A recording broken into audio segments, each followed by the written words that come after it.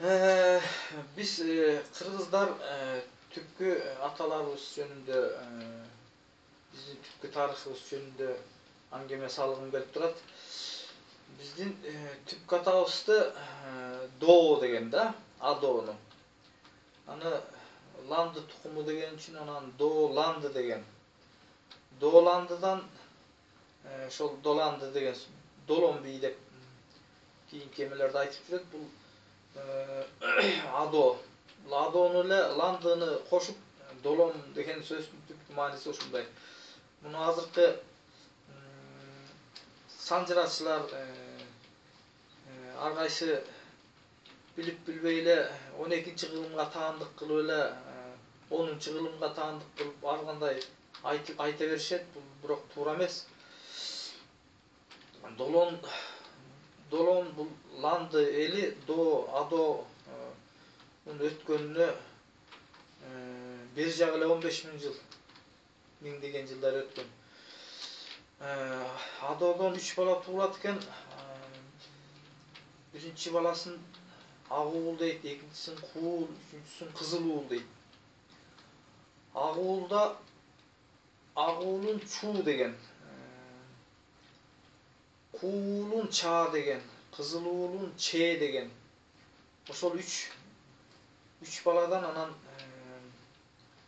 дүйнө жүзүндө көптөгөн цивилизация ушул тукумдардан тарайт. Муну Осмоналы Сыдык уулу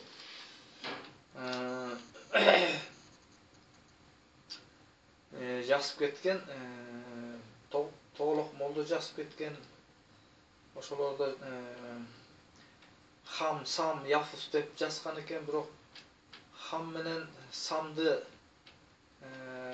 Хам Ак уулдан тарайт, Сам бул Куулдан тарайт, а Яфус Кызыл уул экенин ошол жак жагы белгисиз.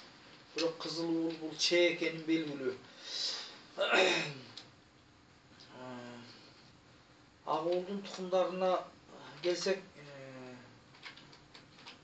бул жылкыны жакшы билген, жылкыны жапайы жылкылардан колго үйрөтүп бүлүк жылкыларды, күчтүү жылкыларды, породаларын ассимиляция жолу менен жылкы породасын ойлоп тапкан адам үчүн анан ошол Камбар атанын жылкы титулдуу жылкы атасы Камбар деп айтылып калган себеби ошондо. Анан Египетке келсек, Египетте Сообек жылкынын башын титулдук белги кылып башына кийип башкарганда, азыркы заманда желек герб менен тааныса, алардын убагында ошол айбанаттар менен тааныган, ошол айбандарды колго үйрөткөн, балыктан баштап ары ар кайсы эчкиден баштап кой, уй, бүт жапайы жандыктардын баарын колго үйрөтүп үй жаныбары кылган адамдар бул ошол Аталанды тукумдары болгон. Ал Аталанды тукумдарын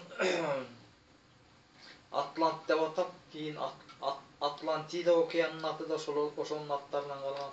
Титандар деген бул Адоонун атында Тан тукумдары, улустардын бир улусу болгон Тандын атында Тан аталган. Бул жылкыны жакшы билген ошол Сообек азыркы күндө дагы кыргыздар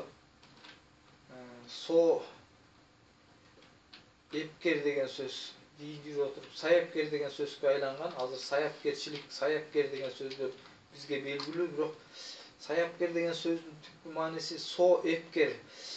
Бул соонун аты Ошто Сулайман тоонун аты ошол соонун атында айтылат.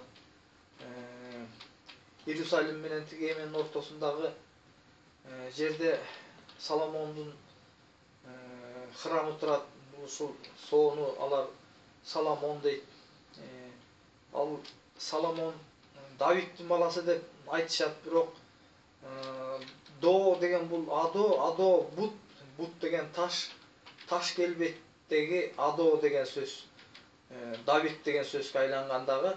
Анан Давидтин баласы Соломон болуп айтылып калган. Бут деген бул таш.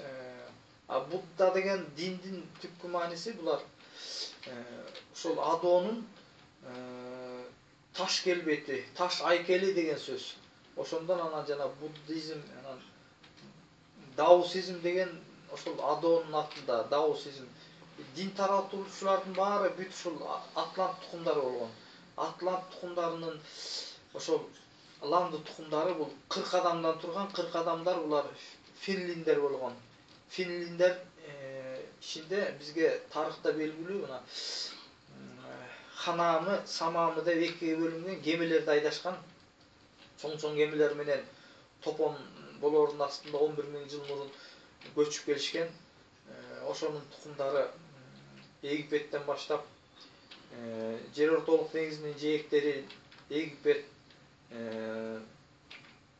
Месопотам, Вавилон, ошондон баштап Индияга чейинки биягы Кытайдын Янзы дарыясынын куймасы, ошо жээктердин баарысы ошол ландылардын кол алдында жерлер болгон. Чоң эбегейси чоң жерлерди ээлеп турушкан. Анан ушул 40 адамдын бири болгон балдын атында жанагы бал арыны колго багып, кол ары кылып, андан бал тартып алган үчүн анан балдын аты ошол арыга байланыштуу жерге балдын аты коюлган. Бал деген киши ошо Египетте жашап өткөн, Сай деген киши да ошол Египетте жашап өткөн киши, первый век до нашей эры дейт. Ошо биздин эранын эмес кылымдын башында ошондо 11.000 жыл болот экен.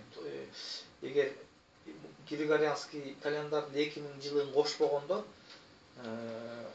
9000, кошкондо 11.000 жыл мурунку заман ошондой болгон экен. Анан мына Сай деген киши Египетте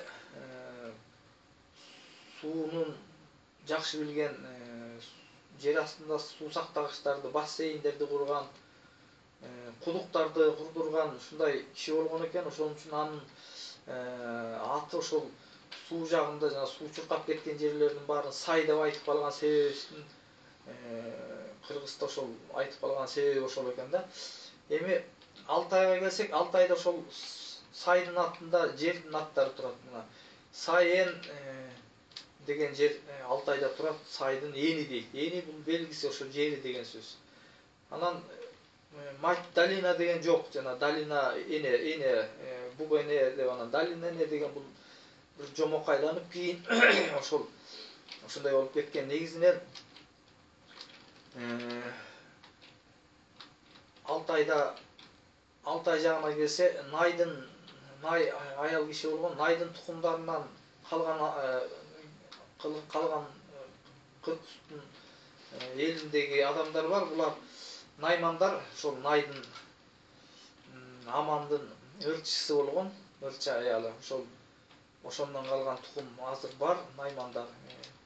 Эми Сак, Соо, Аман, Эсен төртөө бир тууган. Сак, Соо, Аман бул Мексикада эле белгилүү болгон булардын аттары.